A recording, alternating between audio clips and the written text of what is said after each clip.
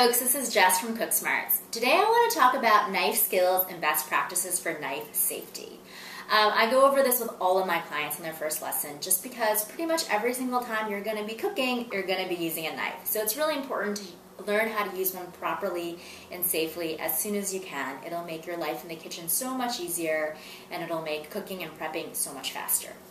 So the first thing I tell them is to make sure you have a really good sharp knife. What this means is buying, the best knife that you can afford. If you buy a good knife, it'll likely be quite sharp already when you first purchase it. But you also have to maintain that sharpness. So every single time I use my knife, I use this honing steel here. And basically you just want to draw the blade of your knife across at about a 30-degree angle. And you want to just alternate sides so that you allow the teeth of the knife to come back together. Each time you use the knife, no matter how great the blade is, basically there's these teeny little teeth and they start to fray. And what you want to do by honing it is to bring them back together so you maintain that really sharp edge. The reason you want a sharp edge on your knife, it's kind of counterintuitive, is actually it's safer to have a sharp edge. If you have a blunt knife, you're going to be working really, really hard to cut something. A sharp knife will cut through something really, really easily. So that's why you want a sharp knife and to keep them sharp. So use the honing steel pretty much every single time you're cooking, but also take it to get professionally sharpened once or twice a year. Second tip is make sure you have a stable cutting base. A lot of folks, I don't know why they make cutting boards like this, but a lot of cutting boards just tend to slip when you're cooking. I've definitely chopped off some fingernails as a result from a cutting board that slipped out from underneath me.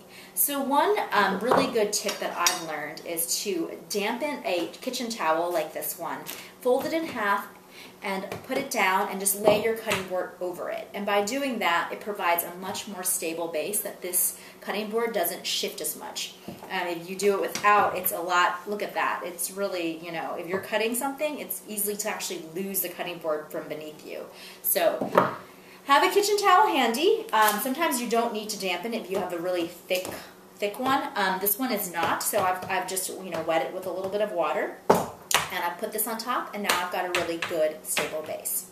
Okay, so the third thing is when you are cutting, make sure to protect your fingers. This is one of the scariest things I see all the time. I see people with their hands splayed as they're holding, whatever they're cutting, and literally I don't understand how they haven't chopped their fingers off. So what you want to do is create a nice guard for yourself. So use your knuckles as your guard.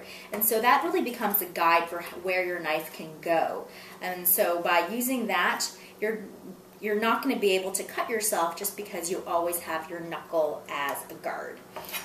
So I know it's hard, but if you're used to holding something like this, just think about rolling your fingers up. That's all it is. So instead of your current, your current position, just roll your fingers up and use those knuckles as a place for where your knife will be able to go. Okay, so that's the third tip. The fourth tip is to always, not only creating a stable base for cutting, create a stable, flat base with whatever you are cutting. So unfortunately most vegetables don't have flat edges, so you have to actually create them. So this carrot here is just rolling around. It could easily just slip out from underneath me. So what I want to do is I'm going to cut it in half first, and then I'm going to cut it in half again lengthwise.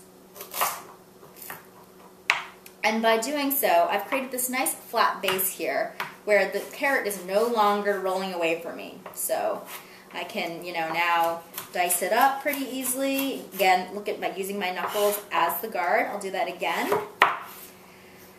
Okay, using my knuckle as a guard. That was nice and easy. If I tried doing this with this rounded carrot here, it'd be rolling all over the place and really easily to hurt yourself in some way.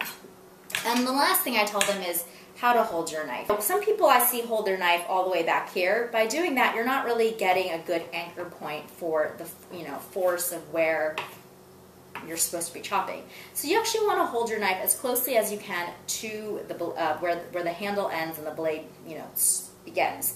So what I like to do is tell people to shake your knife's hand. So really kind of reach out like you were shaking someone's hand and just wrap your hand around it. And that's pretty much where your hand should be situated in holding a knife. Your thumb should be on one side, your fingers should be wrapped around. You should have a nice, stable, good anchor point right here. Most of the force really comes from the back of your knife. So as you're chopping, put whatever you're chopping towards the back, because that's where a lot of your force really is coming from this rocking motion. But as the knife comes down, it's really coming from the back of the knife. So those are my tips for how to use a knife properly, and also how to make sure that you are safe in the kitchen and your fingers are safe in the kitchen. So definitely practice, practice, practice. It might feel awkward at first if you've been used to holding your knife in a certain way, or your other fingers out in another way.